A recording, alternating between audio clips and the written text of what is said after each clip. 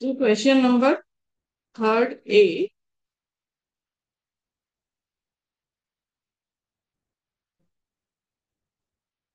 current ratio of a company is 2.1 and state giving reasons which of the following suggestions would improve the ratio, which would reduce it and which would not change it. ठीक है। So first दिया है हमें purchase of goods on credit. तो देखो इसमें हमें current ratio दिया है 2:1। तो हमने ऐसा अज्यूम किया है, करंट रेशियो का हमारा फॉर्मूला है current assets divided by current liabilities, और हमने एज्यूम किया करंट लायबिलिटीज 1 लाख है और करंट रेशियो हमें दिया हुआ है 2:1। तो हमारा करंट एसेट्स 2 लाख हो जाएगा। सो 2 lakh divided by 1 lakh equals 2:1। तो अब हमारे फर्स्ट कंडीशन है when purchase of goods on credit, जब हमने गुड्स परचेज किया है क्रेडिट पर, तो इससे हमारी दो चीजें इफेक्ट होंगी। एक तो गुड्स हमारा इंक्रीज हो जाएगा। ठीक है, गुड्स इंक्रीज हो जाएगा मतलब हमारी इन्वेंट्री इंक्रीज होगी, और इन्वेंट्री इंक्रीज हो रही है मतलब करंट एसेट्स हमारे इंक्रीज हो रहे हैं। और दूसरा, हमने गुड्स तो परचेज किया लेकिन हमने पेमेंट नहीं किया है, तो हमारी लाइबिलिटी भी इंक्रीज हो रही है। तो हमारे ट्रेड क्रेडिटर्स इंक्रीज हुए हैं। सो ट्रेड क्रेडिटर्स इंक्रीज हो रहे हैं मतलब करंट लाइबिलिटी इंक्रीज हो रही है। सो अमाउंट तो इसमें नहीं दिया है, तो इससे हमारा क्या हो जाएगा। तो समझो हमने ऐसा अज्यूम किया है कि goods purchase on credit 20,000 rupees. तो हमारा करंट रेशो क्या हो जाएगा, 2 लाख तो है ही, प्लस 20,000 से हमारा करंट एसेट्स इंक्रीज हो रहा है, और डिवाइडेड बाय 1 लाख, उसमें भी हमारा 20,000 इंक्रीज हो रहा है current liability. So 2,20,000 divided by 1,20,000, इसको आप करोगे 1.83:1। तो हमारा डिक्रीज हो रहा है, करंट रेशो डिक्रीज हो रहा है।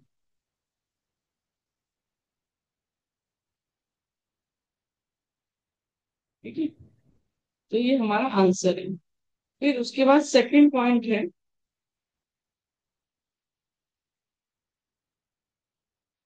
Purchase of goods against check.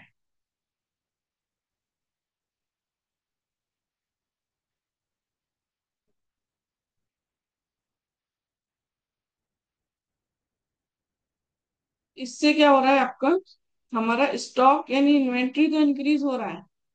Inventory मतलब करंट एसेट्स, करंट एसेट्स हमारे इंक्रीज हो रहे हैं। और दूसरा, हमने चेक से पेमेंट किया है, तो हमारा बैंक बैंक डिक्रीज हो रहा है मतलब वो भी करंट एसेट्स ही होते हैं। सो करंट एसेट्स हमारे डिक्रीज हो रहे हैं। ठीक है, समझो ये भी हमारा 20,000 का ही है, हमने फिगर एज्यूम किया। सो करंट रेशो होता है current assets divided by current liability. So current assets से हमारे पास 2 लाख, प्लस 20,000 से हमारा इन्वेंट्री इंक्रीज हुआ, 20,000 से हमारा बैंक डिक्रीज हुआ, तो दोनों ही करंट एसेट्स के पार्ट हैं, डिवाइडेड बाय 1 लाख। तो ये हो जाएगा 2 लाख डिवाइडेड बाय 1 लाख। सो 2:1। तो ये हो जाएगा हमारा नॉट चेंज।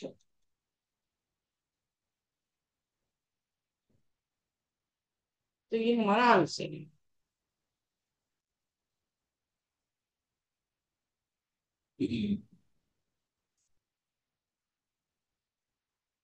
थर्ड है sale of goods costing 50,000।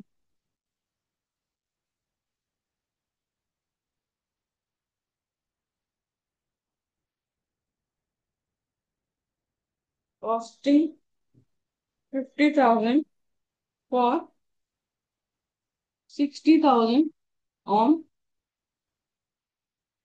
Credit. तो इससे क्या होगा हमारे, सेल ऑफ गुड्स क्या ना, एक तो हमारी इन्वेंट्री डिक्रीज हो जाएगी कितने से, 50,000 से। और हमने उसे सेल किया है तो हमें उस पर डेटर्स हमारे इंक्रीज हो रहे हैं, डेटर्स। ठीक है, अभी हम क्रेडिट पे सेल किया है तो डेटर्स इंक्रीज हो रहे हैं लेकिन 60,000 से। तो current ratio equal current assets divided by current liabilities. Current assets है हमारे पास 2 लाख, प्लस हमारे डेटर्स इंक्रीज हो रहे हैं जो करंट एसेट्स का पार्ट है, माइनस इन्वेंट्री डिक्रीज हो रही है 50,000 से, वो भी करंट एसेट्स का पार्ट है, डिवाइडेड बाय 1 लाख।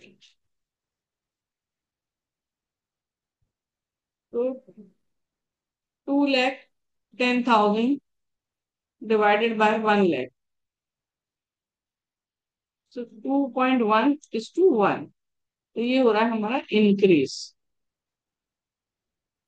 तो ये हमारा आंसर।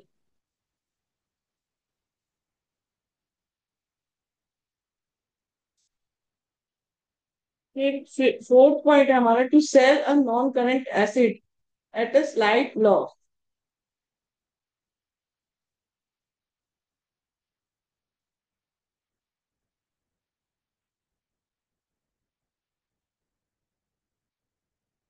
इससे क्या होगा कि एक तो आपका नॉन करंट एसेट सेल हो रहा है तो वो डिक्रीज हो जाएगा, और दूसरा आपका बैंक,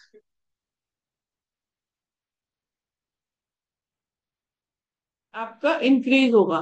ठीक है, भले वो लॉस पर हो रहा है, कम पैसे मिलेंगे लेकिन मिलेंगे तो सही। तो बैंक इंक्रीज हो रहा है और आपका नॉन करंट एसेट डिक्रीज हो रहा है। तो यदि हमने समझा कि जो एसेट थी वो 10,000 की सेल हुई है ना, 10,000 सेल वैल्यू, तो आपको 10,000 मिलेंगे। तो current ratio equal current assets divided by current liabilities. तो यदि हमारे पास करंट एसेट्स 2 लाख की थी तो बैंक हमारा 10,000 से इंक्रीज हो रहा है, divided by 1 lakh. So 2,10,000 divided by 1 lakh, तो आ जाएगा 2.1:1। तो ये हमारा हो रहा है इम्प्रूव। फिफ्थ पॉइंट है पेमेंट ऑफ डिक्लेयर्ड डिविडेंड।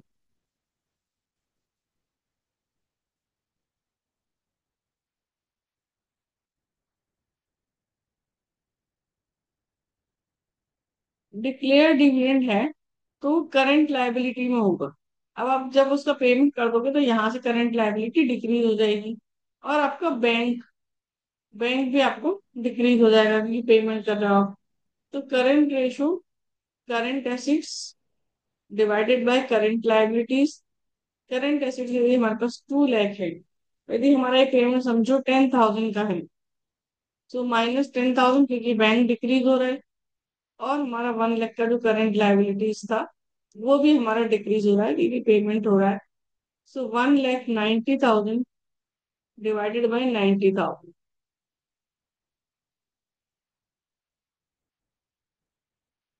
2.11:1। तो ये हो रहा है हमारा इम्प्रूव। तो ये हो गया हमारा क्वेश्चन नंबर 3A। अब हम करेंगे 3B। देखो question number 3B, the current ratio of A company is 2.5:1। तो ये देखो हमें करंट रेशो दिया है 2.5:1। तो यदि हम करंट लायबिलिटी को अज्यूम करते हैं 1 लाख, ठीक है, तो करंट एसिड्स कितना होगा, तो करंट एसिड्स हो जाएगा 2,50,000। अब इसमें जो फर्स्ट वाला है payment to trade payable,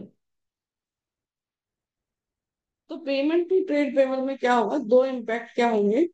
first होगा आपका एक तो जो ट्रेड पेबल है, पेबल, उनको हम पेमेंट करेंगे तो ये डिक्रीज हो जाएंगे। और और एक बैंक जो है आप उसके पेमेंट कर रहे हैं तो आपका बैंक भी डिक्रीज हो जाएगा। दो इफेक्ट आए इसके, ठीक है। तो अब आपका जो करंट रेशो है वो है current assets divided by current liability. So 2,50,000। अब इसमें से आप बैंक समझो, ये जो पूरा प्रोसेस है 10,000 का। सो 10,000 डिक्रीज हो रहे हैं बैंक के। और ट्रेड पेबल भी आपके डिक्रीज हो रहे हैं। ट्रेड पेबल है आपके 1 लाख, वो भी 10,000 से डिक्रीज हो रही है। तो आपका कितना आ गया? 2,40,000 divided by 90,000। So 240 divided by 90, तो ये हो जाएगा 2.66। 2.66:1। तो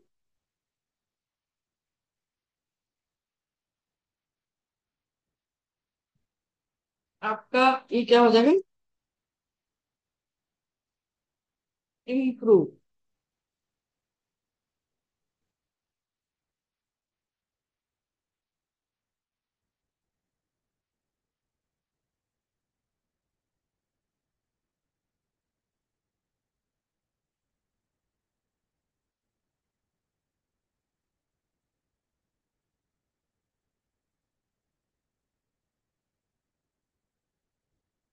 ठीक है।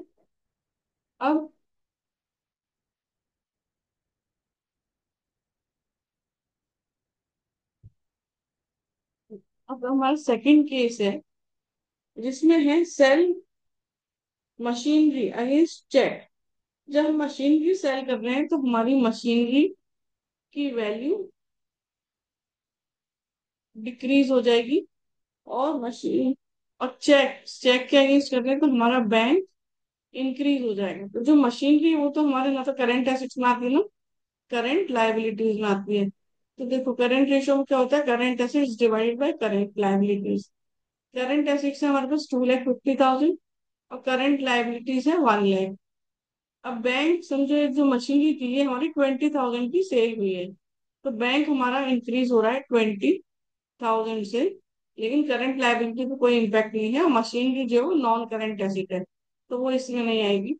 सिर्फ 2,70,000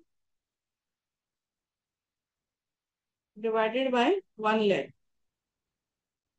तो ये है 2.70:1। तो हमारा क्या हो रहा है? इम्प्रूव।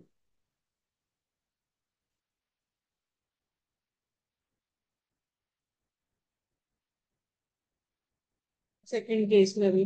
अब देखो थर्ड केस,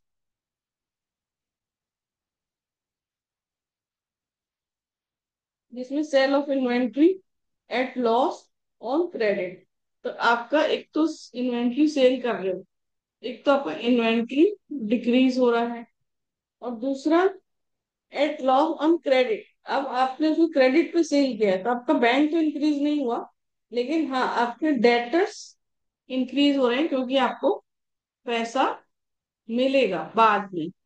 तो डेटर्स इंक्रीज हो रहे हैं लेकिन एट लॉस है। तो ये समझ सकते हो जैसे आपकी 50,000 की इन्वेंट्री थी और वो समझो 40,000 में सेल हो रही है, तो मिलेंगे आपको 40,000, क्योंकि लॉस तो हुई है और कॉस्ट आपकी कम हो जाएगी 50,000 से। ये तो हमारे एज्यूम फिगर्स।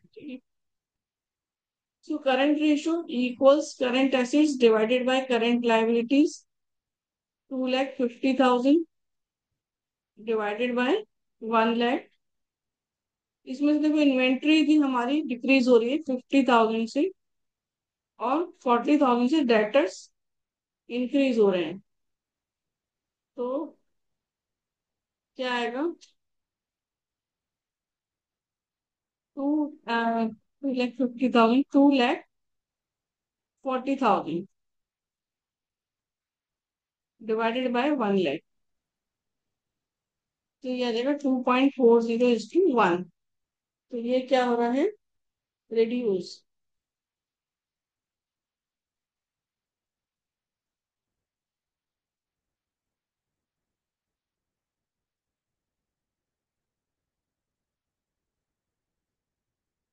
फिर हम कर रहे हैं फोर्थ पॉइंट, जिसमें दिया हुआ है cash collected from trade receivables. इसमें क्या दो इम्पैक्ट हुए? कैश कलेक्ट हुआ तो कैश इंक्रीज हो रहा है और ट्रेड रिसीवेबल्स ने कैश दे दिया, तो वो हमारे डिक्रीज हो जाएंगे। ठीक है। अब देखो current ratio, current assets divided by current liabilities. So 2,50,000 divided by 1 lakh, ये तो है ही।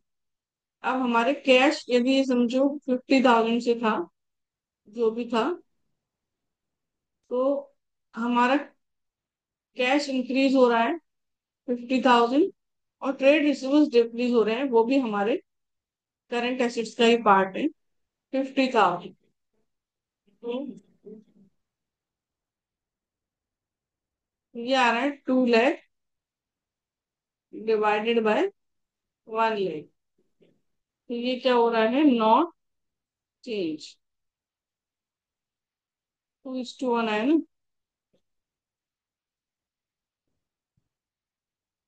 Not change.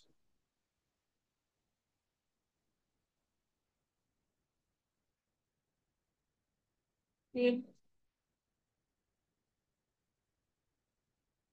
फिफ्थ पॉइंट है इशू ऑफ शेयर्स। तो शेयर्स इशू करने से एक तो आपका कैश इंक्रीज हो रहा है, समझ लो फिगर है 40,000, और हमारे शेयर कैपिटल भी इंक्रीज होता है, शेयर कैपिटल। तो share capital share holder funds में आता है, वो करंट एसेट्स और करंट लायबिलिटीज भी नहीं आते हैं। So current ratio, current assets divided by current liabilities, 2,50,000 divided by 1 lakh. अब करंट कैश आपका इंक्रीज हो रहा है +40,000 से, और शेयर कैपिटल जो इंक्रीज हो रहा है शेयर होल्डर फंड्स में आते हैं, जो कि इधर नहीं है। सो 2,90,000 डिवाइडेड बाय 1 लाख, तो 2.90:1। तो ये आपका इंक्रीज हो रहा है, इम्प्रूव।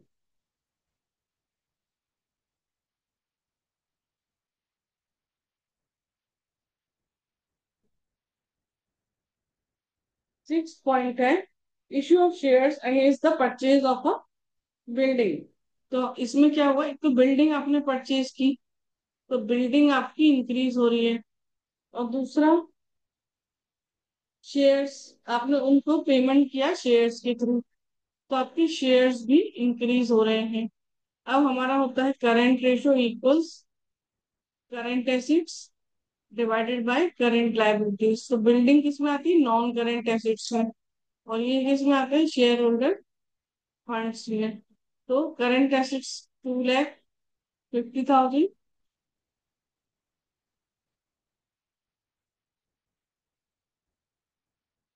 डिवाइडेड बाय 1 लाख, तो 2.5:1, so not change।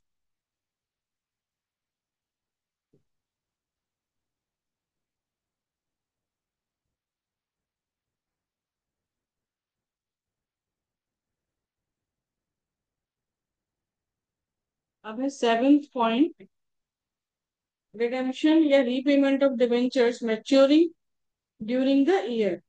इसमें देखो आपका क्या होगा, डिवेंचर्स जो इस साल जिनका हम रिडेम्पशन कर रहे हैं, तो इनको हमने करंट लायबिलिटी में ले आया होगा पहले, जब हम रिडीम करने वाले होते हैं जिस साल में, उस साल हम उसे करंट लायबिलिटीज में रखते हैं। यदि हम उसका पेमेंट कर रहे हैं, तो हमारी करंट लायबिलिटी डिक्रीज हो रही है, और इधर से हमारा कैश, कैश मतलब करंट एसेट्स भी हमारा डिक्रीज होता है। इसमें कैश पेमेंट कर रहे हैं तो करंट एसेट्स भी डिक्रीज हो रहा है, और करंट लायबिलिटी भी डिक्रीज हो रही है। यदि हमने ये इनको 10,000 एज्यूम करें figure, so current ratio equals current assets divided by current liabilities, 2,50,000 divided by 1 lakh. So 10,000 cash decrease हो रहा है करंट एसेट से, और ये 10,000 करंट लायबिलिटीज डिक्रीज हो रही है। सो 2,40,000 डिवाइडेड बाय 90,000,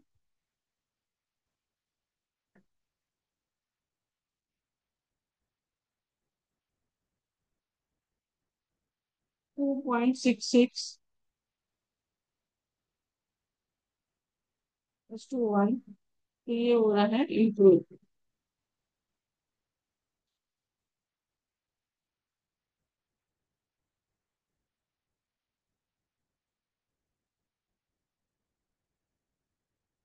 फिर है 8 point, purchase of loose tools against cash. तो आपका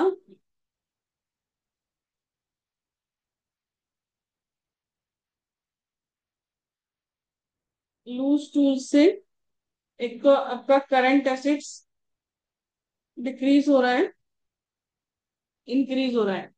देखो, एक तो लूज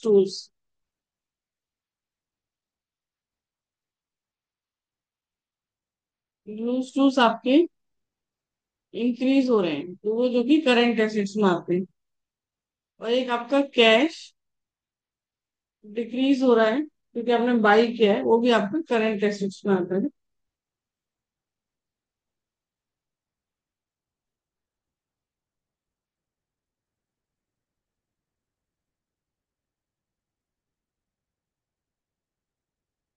लूज टूल्स वैसे तो करंट एसेट्स में आते हैं, पर वो कह रहे हैं करंट रेशियो के कैलकुलेशन के लिए वो करंट एसेट्स में नहीं आएंगे, तो ये पॉइंट आप ध्यान देना। लूज टूल्स करंट एसेट्स में नहीं आएंगे करंट रेशियो के कैलकुलेशन के लिए, ठीक है। तो इसलिए ये यहाँ पर लूज टूल से कुछ नहीं होगा। लूज टूल्स हमने परचेज तो किए हैं, लेकिन ये करंट एसेट्स में उसका इम्पैक्ट नहीं आ रहा है, तो ये current assets, current ratio equals current assets divided by current liabilities. So current assets हमारी है 2,50,000, उसमें से यदि हमने एज्यूम किया कि 10,000 के हमने बाई किए, तो हमारा कैश गया 10,000, करंट लायबिलिटी 1 लाख। सो 2,40,000 डिवाइडेड बाय 1 लाख, तो 2.4:1। तो ये हो रहा है हमारा रिड्यूस।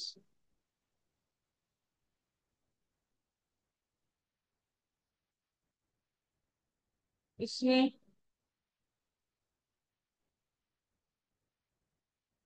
मेन बात हो गई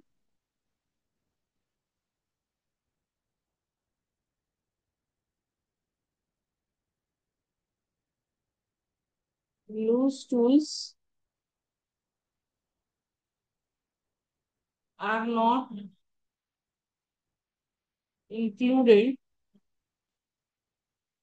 इन current assets for the calculation of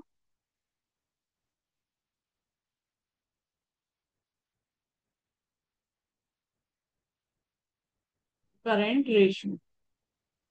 तो ये चीज इसमें ध्यान देने की, ठीक है। So question done. थैंक